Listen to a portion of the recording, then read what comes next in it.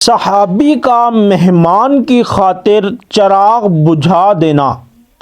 ایک صحابی حضور اقدس صلی اللہ علیہ وسلم کی خدمت میں حاضر ہوئے اور بھوک اور پریشانی کی حالت کی اطلاع دی۔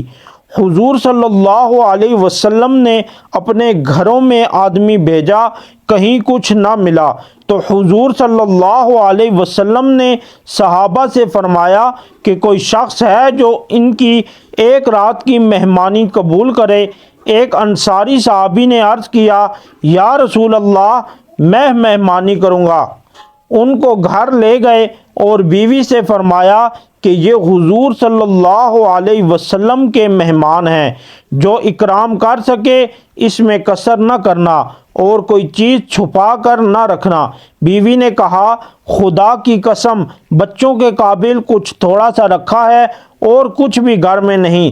صحابی نے فرمایا کہ بچوں کو بہلا کر سلا دیجیے اور جب وہ سو جائیں تو کھانا لے کر مہمان کے ساتھ بیٹھ جاویں گے، اور تو چراغ کے درست کرنے کے بہانے سے اٹھ کر اس کو بجھا دینا۔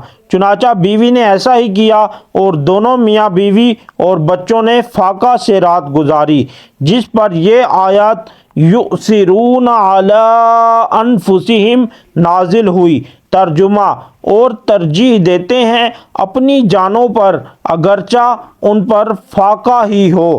فائدہ: اس قسم کے متعدد واقعات ہیں جو صحابہ کے یہاں پیش آئے، چنانچہ ایک دوسرا واقعہ اسی قسم کا لکھا ہے۔